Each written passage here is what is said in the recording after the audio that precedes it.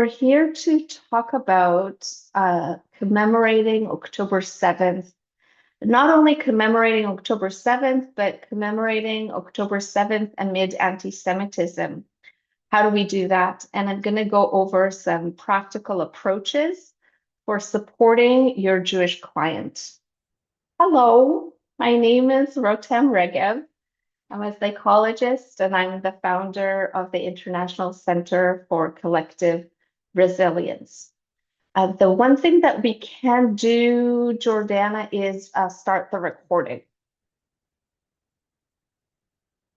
I believe you're already recording. Oh, amazing.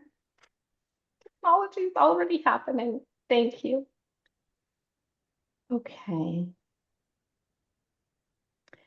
I'm going to start with the disclaimer to say that this webinar is intended to provide mental health professionals with general information. So this is meant for mental health professionals. If you're not a mental health professional, you're in the wrong Zoom room unless you received a private invitation from me. So it's for general information and educational content that is related to the intersecting fields of psychology and Jewish culture. It's not intended to establish a supervisor-supervisee relationship or a consultant-consultee relationship between me, the presenter, and you, the participant. Okay, the information is presented for educational purposes and should not be construed as professional advice or guidance.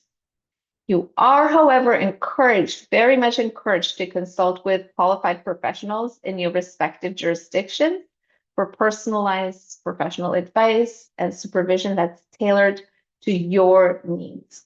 Okay, and the presenter assumes no responsibility for any actions taken by participants based on the information provided here today.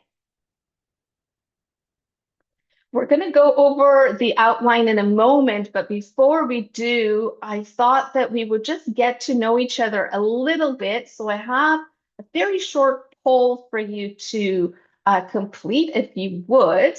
Let's get to know each other.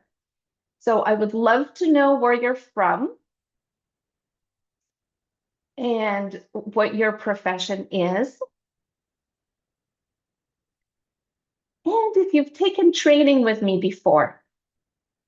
And lastly, if you identify as Jewish.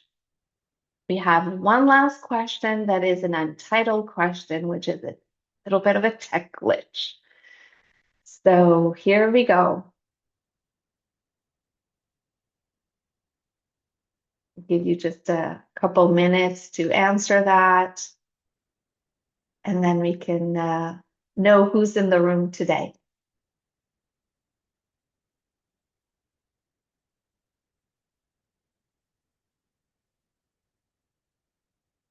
And Jordana, once you have that information, you can publish because I can't see it.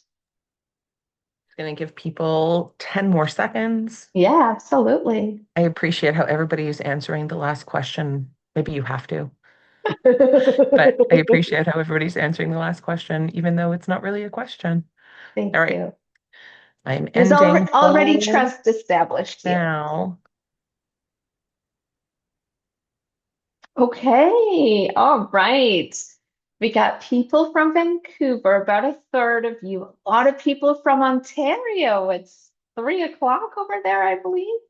Elsewhere in Canada, some people in the US, bit few. And then we used to have people from Australia and Europe, but today we don't. So it's we're here in the continent, it looks like.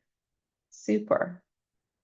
Counselors, most of you, many psychologists as well, more than a third. And then the other, I'm going to stay curious about that.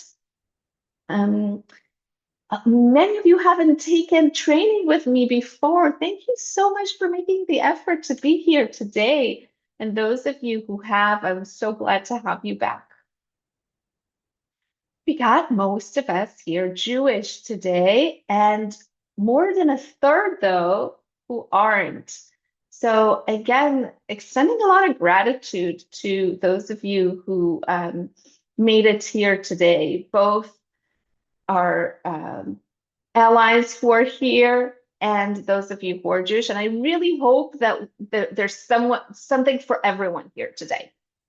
So thank you for that, Jordan. I'm going to close that and just go over the outline. What I'm hoping to cover today is to go through a little bit of intro and some context to what we're talking about. And then I'm going to talk about the importance of commemoration. I'm going to talk about meaning making in trauma recovery and why that is key and so important.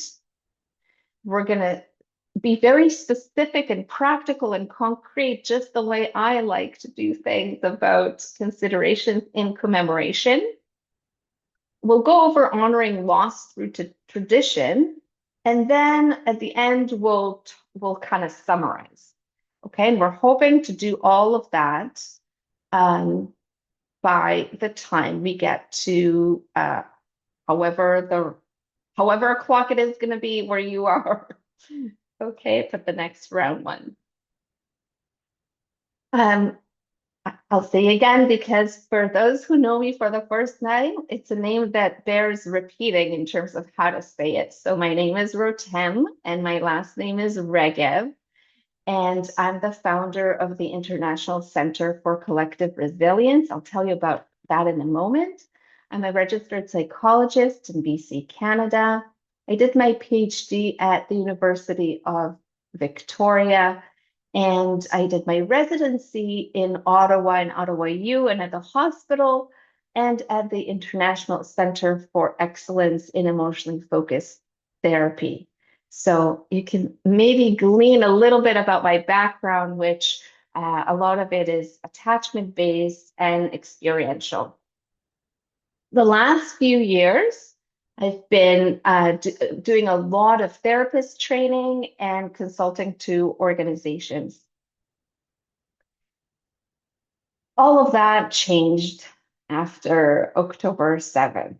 So I come from a trauma background professionally, and right away after October 7th, kind of two things happened at once. One is that I noticed that my caseload or my waiting list kind of right away became Jewish.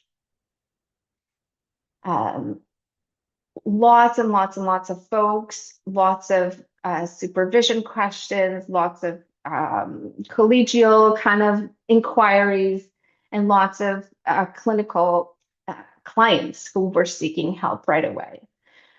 I also felt I would say instantly, this urge to reach out to my colleagues who weren't Jewish and to explain to them a little bit about what their clients might be going through. Why is this so devastating? And so I started to provide training. Some of you have been to those webinars, and we're up to 2 years now. The trainings grew and grew, and I started to conduct research and get to a lot of information, a lot of qualitative information about how people are doing. And I developed a model that's called the HIGH model to address living in these times of collective trauma vis-a-vis anti-Semitism. And I needed a sort of like a house for all of this. And so I founded the International Center for Collective Resilience, and it's a professional hub. It advances trauma responsive care and identity affirming practice, which is so important and such an antidote to what we're experiencing, which I'll talk about today. And it addresses compounded traumatic reality, which I'll mention today. It's not the focus of what we're going to do today, but I'll just touch on it a little bit. It is geared towards mental health practitioners, both Jewish and allies, because I believe that we are in a position to disseminate this information further. I'll go back just one slide back to say that what I'm presenting today and where I am today with gratitude is presented on the unceded and traditional territories of the Coast Salish peoples, the Squamish, the Tsleil-Waututh, and Musqueam nations. I am a settler on this land with a lot of gratitude.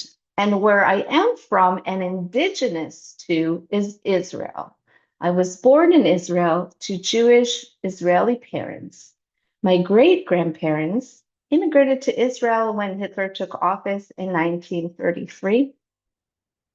My grandfather survived the Holocaust as a young boy. He fled to Israel when he was 12, and it was 1948. And my family are along the families who really built Israel to what it is today. So that's kind of where I come from.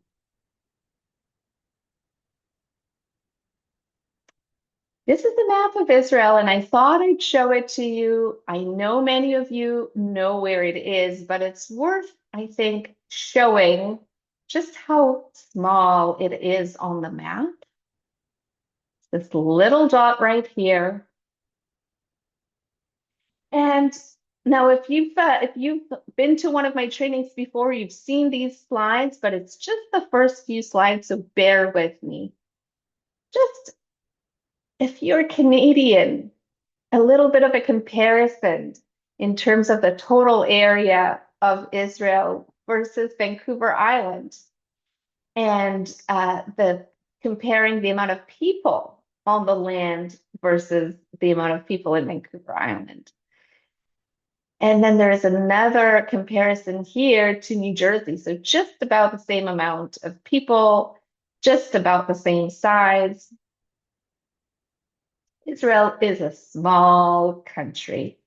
Everybody knows everyone, and everybody knows someone affected by terrorism or combat. And that statistic was true even before October 7th.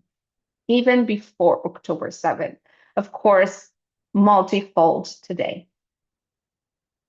I'm going to talk just a little bit, just touch on Israel's culture, and by extension, I think a lot of the culture of Jewish people in the diaspora, because there is obviously a link, a very strong link.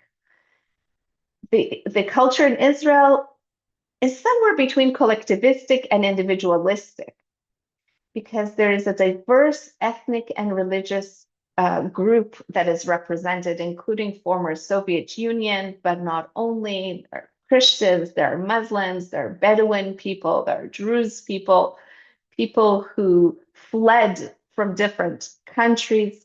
Jews came to Israel from all over the world, so there's a multitude of ethnicities and cultures really that kind of intertwine. Jewish cultural traditions also emphasize community. For example, a minyan is the number of people that it takes to actually pray in a synagogue. So you need 10 people. If you're on your own, you're always encouraged to get more people and be together. So being together and being sharing is very much a part of the culture. A little bit on the other hand, Israel is also called a startup nation and values very much individual initiative and innovation. And we can see that with a lot of gifts, with a lot of programs, for example, for gifted kids, a lot of initiatives for people who excel. And there is importance placed on taking initiative and being innovative and being kind of at the top of that on your own. Mandatory service also promotes a sense of collective responsibility and shared identity, this feeling that one for all for one, and that we're all in it together.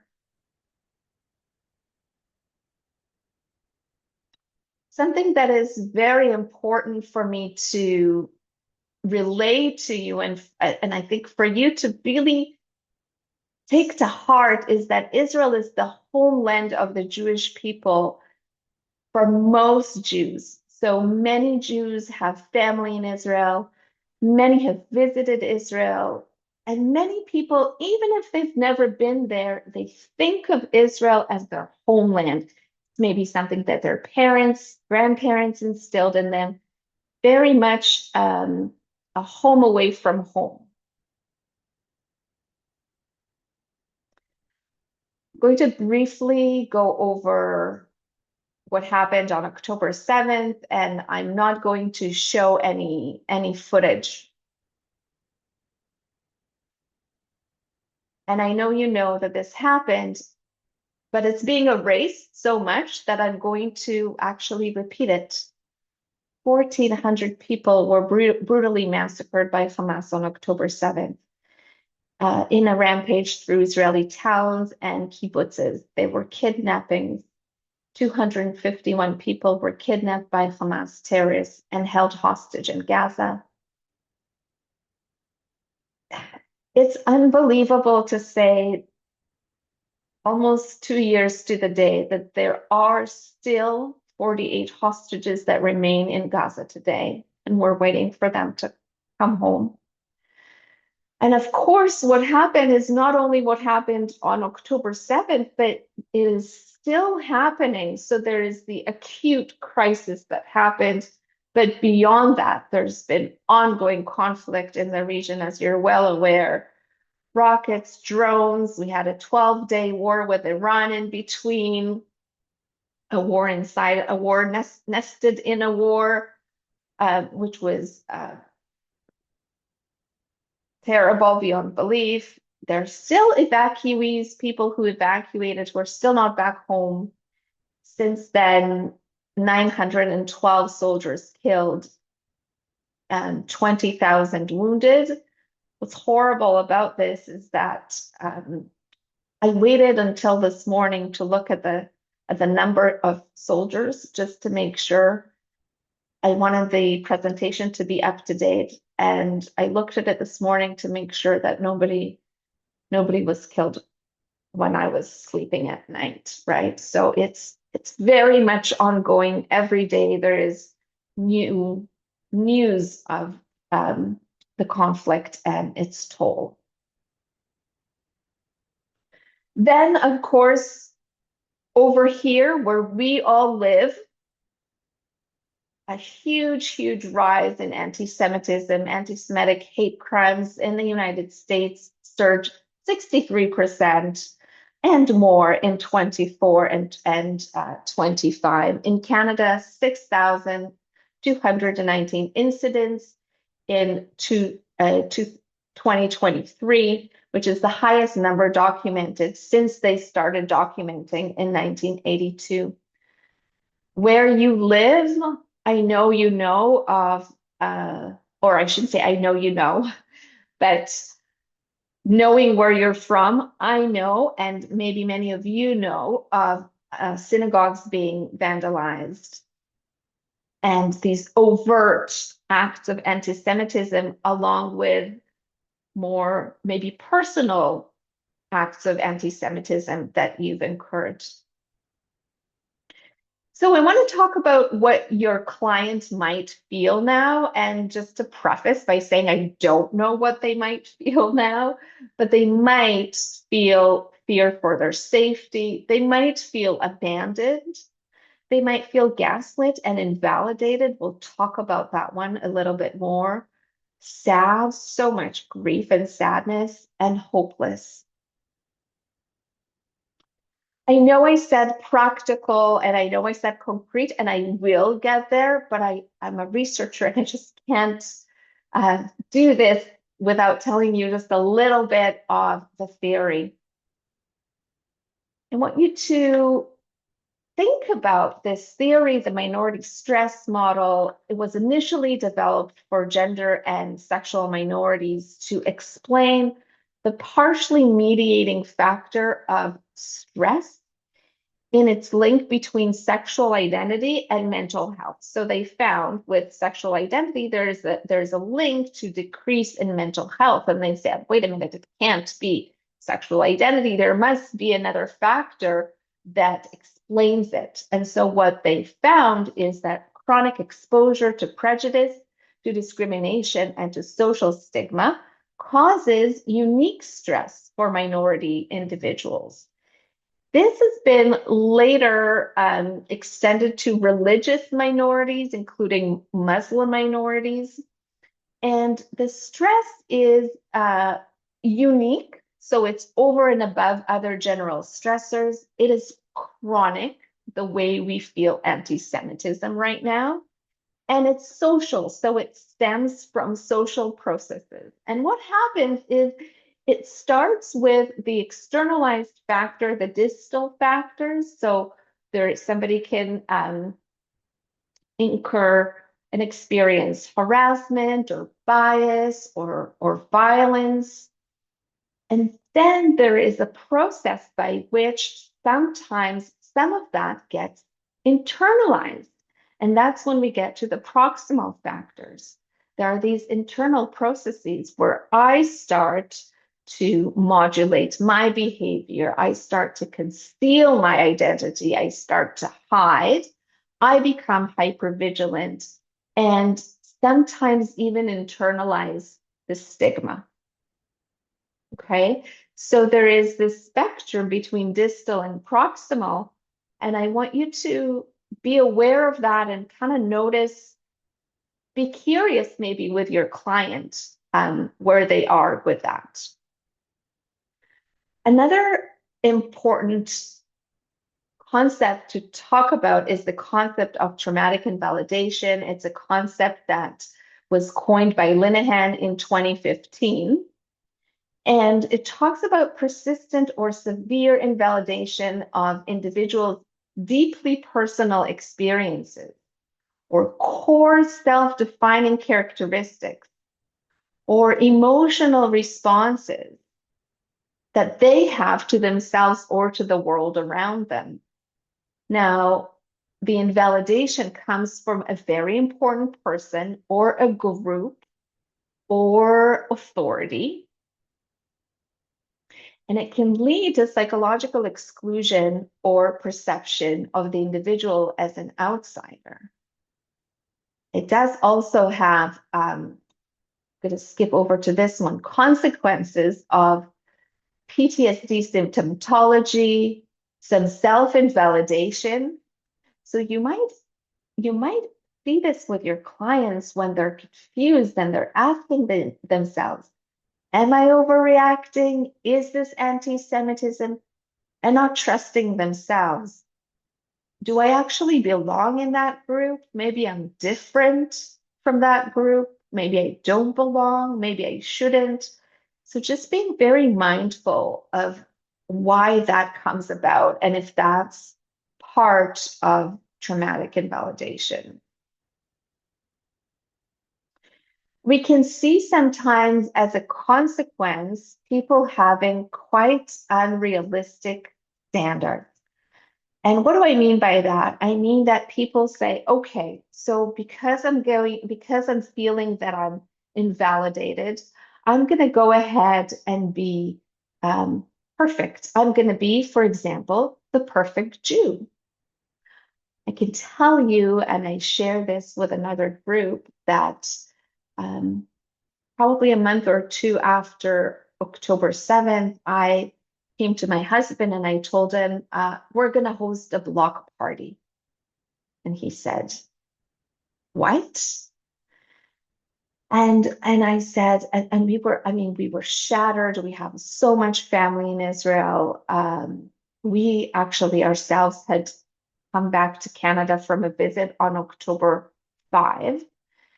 So we were rattled. And a party, what?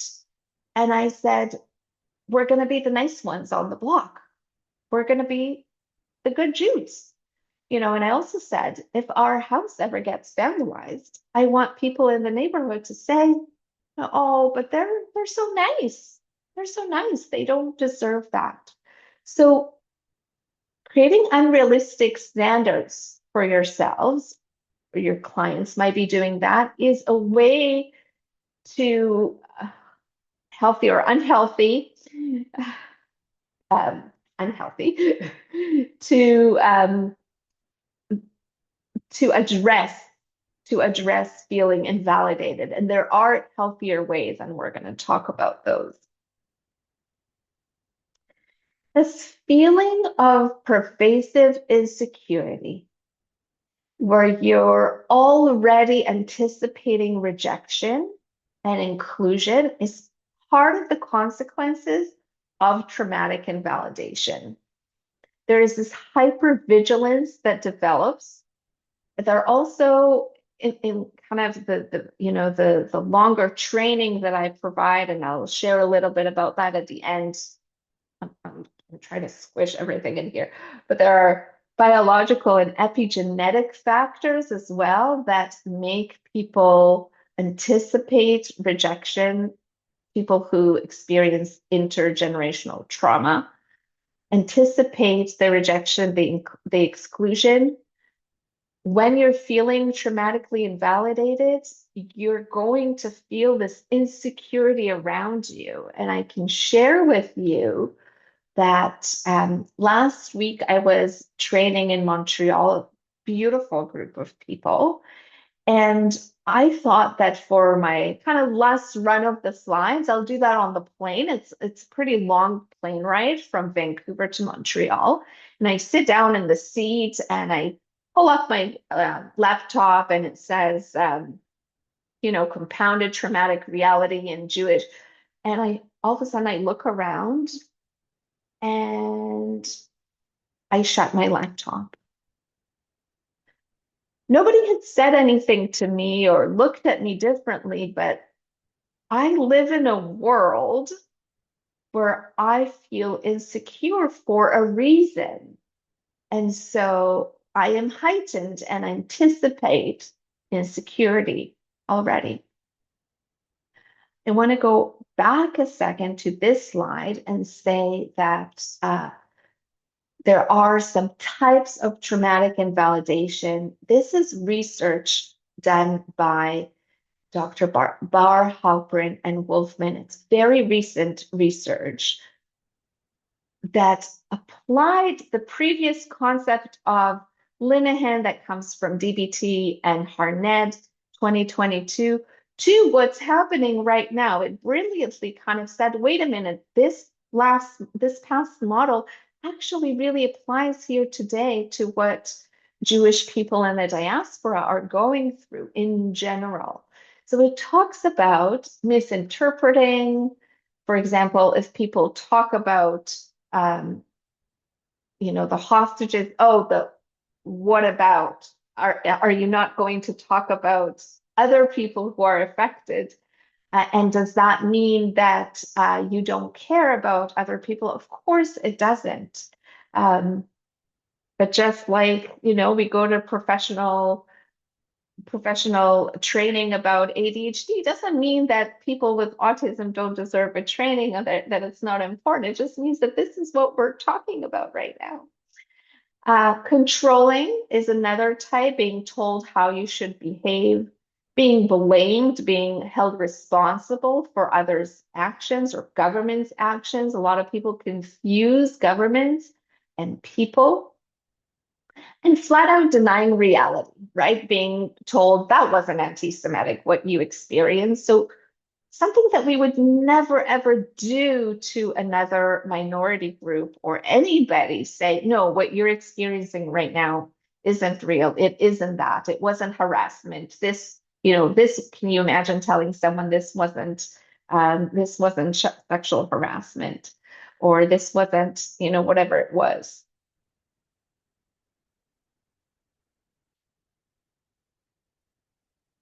This is in the traumatic invalidation is in huge contrast to what is happening in Israel. And I want to take a minute to just talk about that. So I was in Israel. I was very, very fortunate to go on a pan-Canadian mental health mission to Israel I represented Vancouver Jewish Federation and Vancouver Temple Shalom Synagogue, and going there, huge privilege. And I'll tell you a little bit more about what I saw there and the experience. But what I want to share here is just how visible um, grief and demonstrations of solidarity are in Israel. So huge signs everywhere you go. The sign that says "Bring them home now" in Hebrew and in English. You can see that everywhere. That's just projected onto a big building in Jerusalem.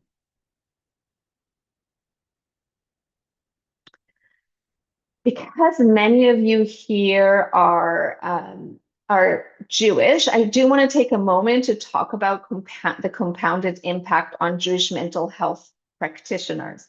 Again, uh, I'm just carving out a few minutes to talk about that because that's a lot of what I do, and that's where a lot of the other training is about. So we know that the compounded impact on Jewish mental health practitioners is layered. It's the personal level, the grief that you're experiencing. It can be professional with your Jewish clients, where you're sharing the same trauma, which is very, very different to be sharing the same trauma with your clients, and it has implications like loss of boundary, like over-identification, different ones. Professionally, also with non-Jewish clients, here you are, you're managing so much, and your clients, non-Jewish clients, have sometimes no idea, and other times can sometimes be hostile towards you because you're Jewish. And I'm hearing that from Jewish mental health practitioners. In the workplace, there also can be sometimes hostility, but also just ignoring, just again, subtle invalidations, like saying to someone, look, I want to do a case consultation because I have this client, and it's very hard for me because they are going through a lot of what I'm going through, actually. And your workplace colleague saying, I don't want to talk about it, or I don't see this as, or you should be able to. So there's sometimes shaming. And in terms of the profession itself, when you are seeing, and there were all of these posts from the APA, from CPA, in different professions. I know social work is notoriously known for providing, I'll call them one-sided, invalidating in a traumatic way posts and PR stuff that really kind of makes you shrink and feel like I don't belong here. This is a visual that I came up with that for some of you might remind you of the Bronfenbrenner model, which again I talk about in the kind of longer training where we have 2 days to dive into all of this. And I talk about how, as a Jewish therapist, you're right in the middle here. You have your Jewish client and what that is like with the challenges that that brings. And then the compounding factors with your non-Jewish client, with the workplace, and with the profession. And these factors interact with one another. So I've done research on this, and there's a lot of theory behind it, different theories that contribute to this. And I came up with the term compounded traumatic reality. And what that means is that it's the multi-layered experience of trauma among Jewish therapists in the diaspora, who, amidst ongoing collective tragedy and a sharp rise in global anti-Semitism, are simultaneously supporting Jewish clients, they're navigating with non-Jewish clients, they're managing sometimes institutional silencing or betrayal in their workplaces, and facing a professional culture that fails to recognize anti-Semitism as clinically or ethically relevant, which it very much is.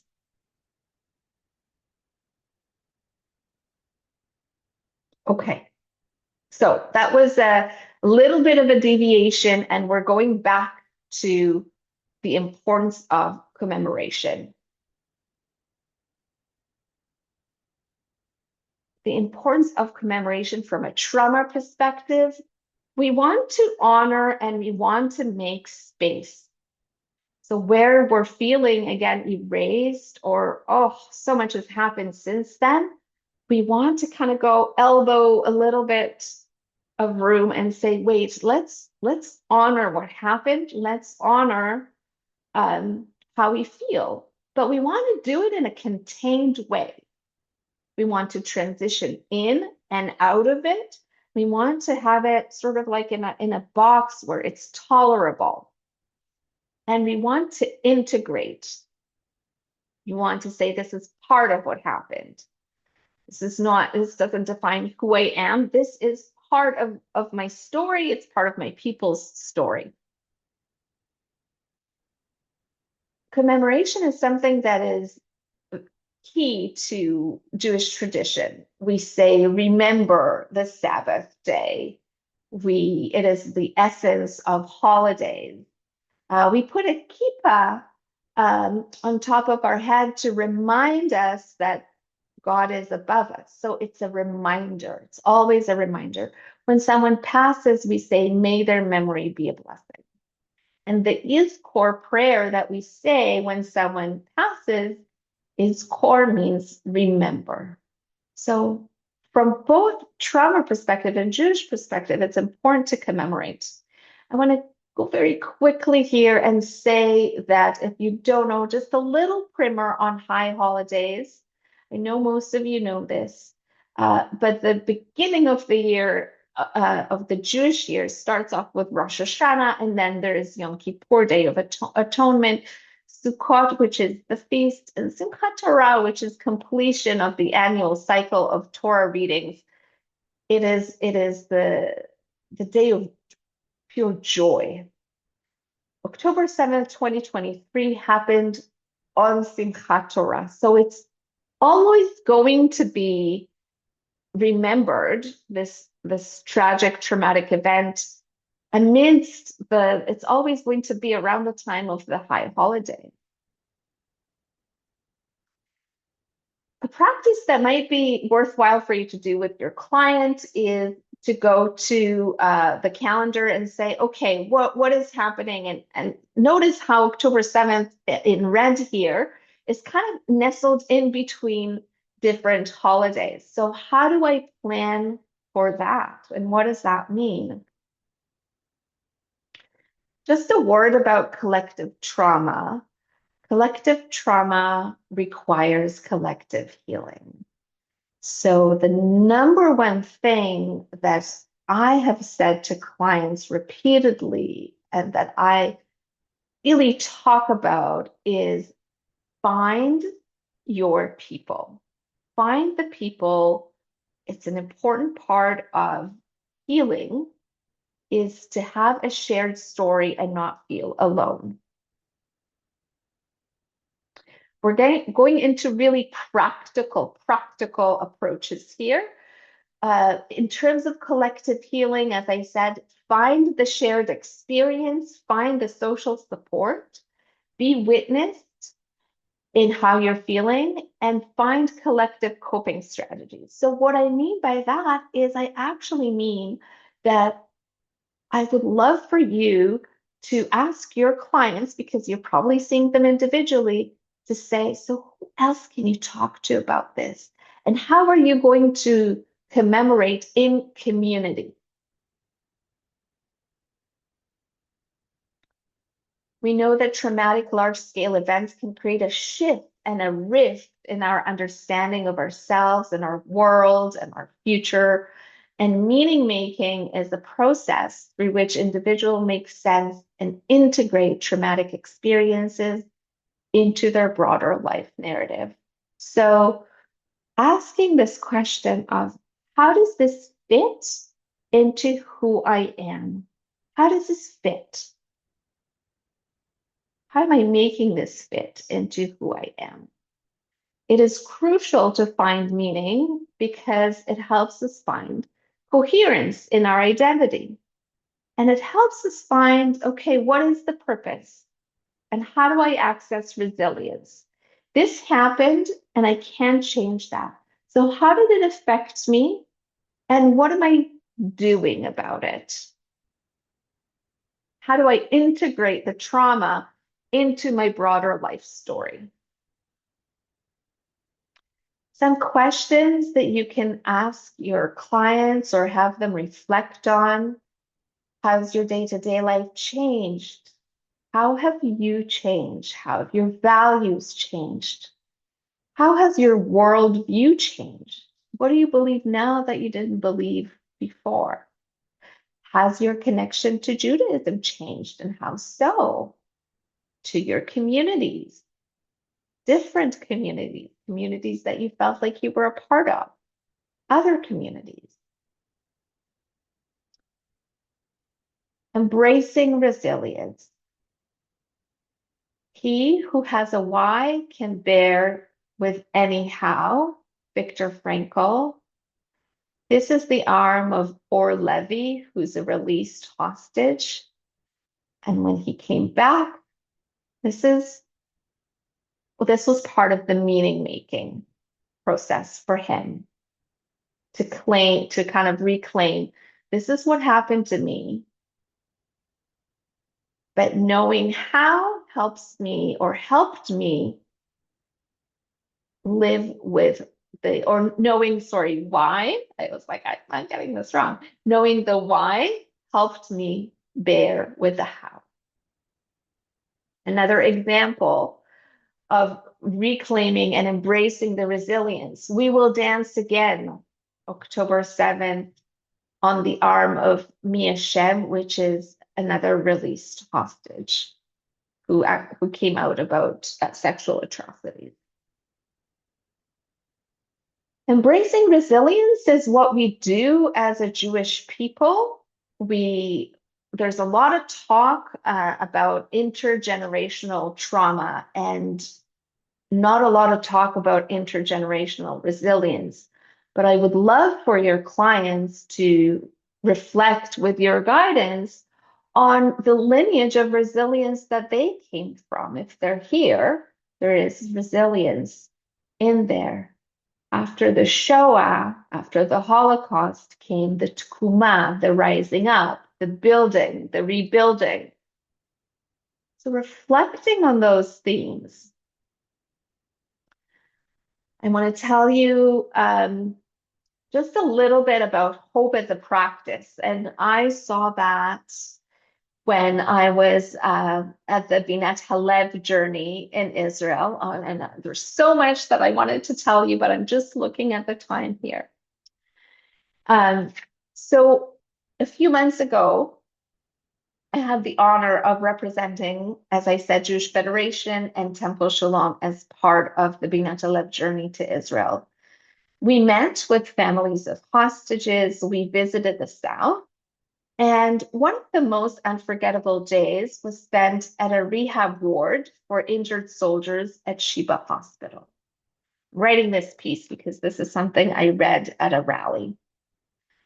These were soldiers who had lost limbs, who had suffered burns, spinal injuries, traumatic brain injuries.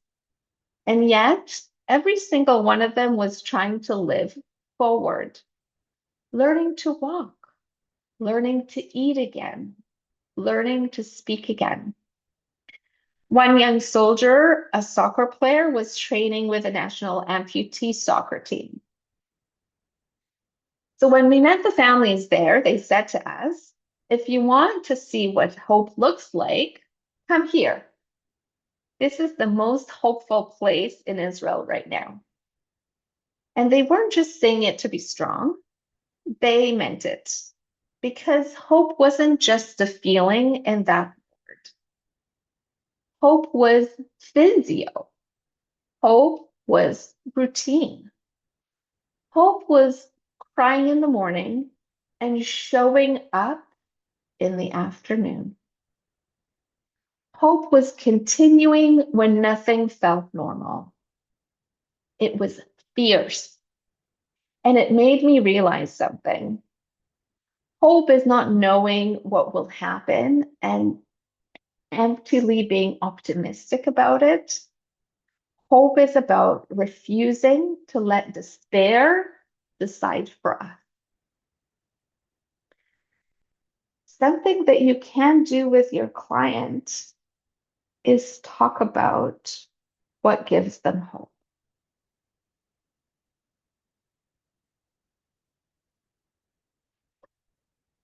So just to summarize here, to say that we want to organize a very fragmented experience. We want to make space. We want to integrate the loss. We want to celebrate survival, and we want to chase resilience, and we want to chase those resilience stories. That's what people need in their feed. I'm going to very briefly talk about the Chai method. It's not part of this training, but just to make you aware of it. The Chai method is an evidence-based and theory-driven identity-affirming model designed to help mental health professionals respond effectively to the emotional, cultural, and systemic dimensions of trauma. It's rooted in leading trauma research. It is culturally responsive care, a lot of Jewish wisdom infused into it, and experiential practice, which is a lot, again, of my background. It fosters professional sustainability, identity affirmation, and collective healing in the face of compounded traumatic reality.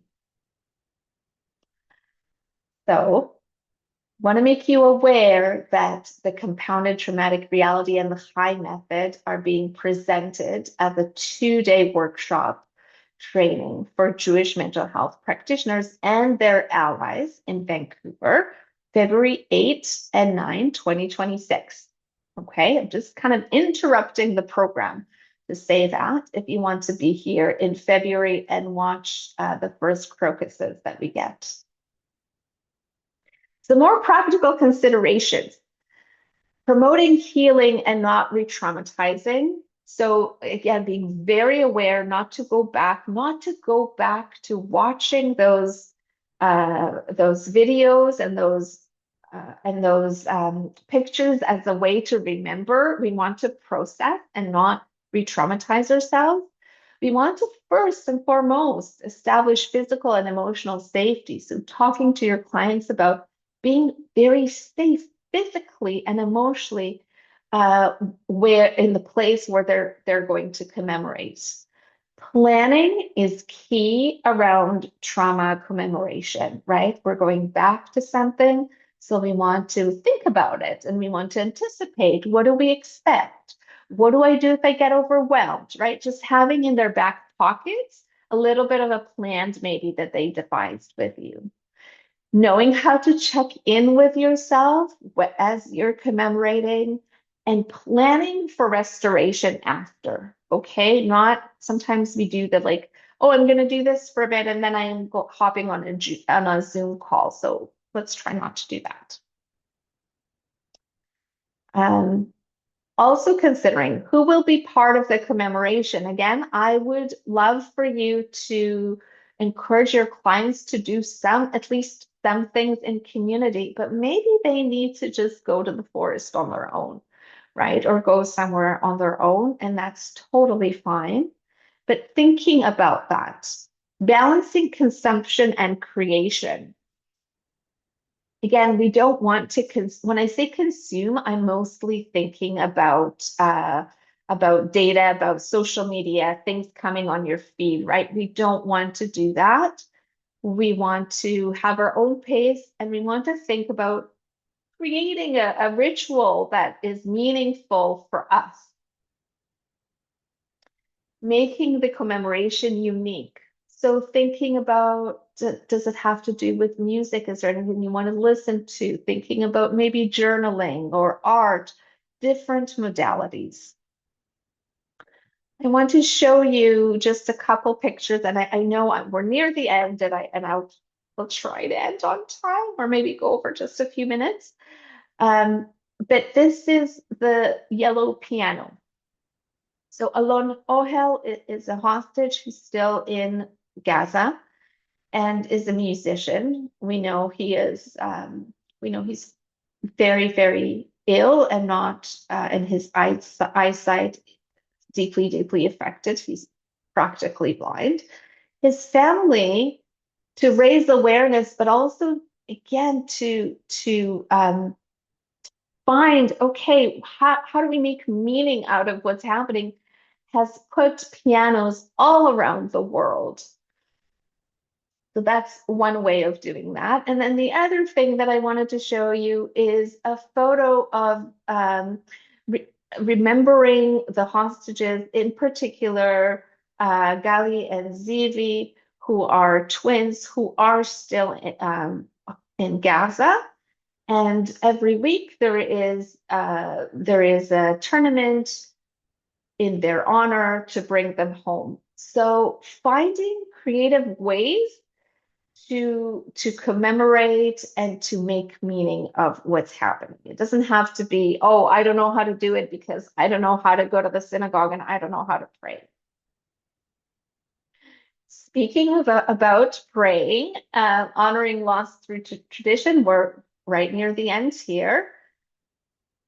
Lighting candles, yahrzeit is anniversary, so lighting candles is a way to commemorate.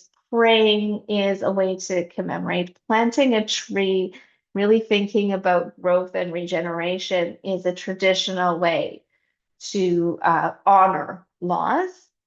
And spreading kindness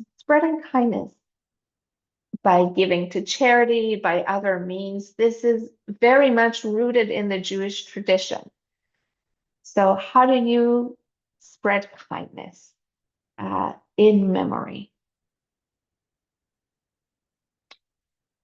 Oh, this is still here. Okay, wasn't sure if I was going to show this one. Very quickly go through a little bit of an overview. We want to make sure that our clients are safe and then they're stabilized. We want to honor the fact that this is still happening now. We had the acute trauma and then the chronic trauma that's still happening, accessing support, leaning into culture, organizing the emotion or emotions, making room for all of these emotions. And we didn't touch on so many other emotions like that I'm hearing, like guilt for not doing enough, or not going, being too afraid, different things, or I mean that there are so many emotions. We want to make room for them.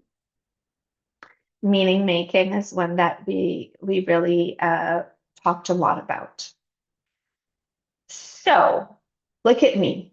I condensed it and I'm doing well with time, giving us a pat on the back here. I want to go back to talking about the upcoming training because I would absolutely love to see you allies and Jewish mental health practitioners in Vancouver, pardon me, for a 2-day training about compounded traumatic reality. And I want you to start using the language and naming the layers for yourselves of the compoundedness. This is for the mental health practitioners in the room who are Jewish. And the high method, it is CE pending. No reason why we shouldn't get it because we got it in another province and we got a previous one here. So you should be able to claim it. here's some things that people said about the training.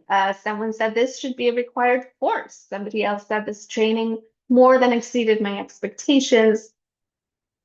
The High method provided concrete tools to both validate my emotional experience and transform my trauma responses into resilience. So something for you to consider. I want to really thank you for taking the time to be here with me this afternoon, evening, wherever it is for you. Know that I'm available for training and for consultations with clinicians and organizations. And I'll take a sip of my tea and I'll maybe hand it over to Jordana to let me know what has been happening while I've been talking nonstop for an hour. Nothing in the chat, and I don't know if that's because we turned off that function entirely. We should have had it so that people could text to me. I don't know if anybody tried to text and wasn't able to. Um, Okay, that's yeah, yeah. fine. That's It's also okay. 1 o'clock, so It's people also probably one have. o'clock, so people probably have to go. So I will end with, again, a very warm thank you for making the time. I hope you got what you needed out of it, that you got something out of it. And I hope to see you again soon. Take really good care of yourselves, not only of your clients, okay? Take care.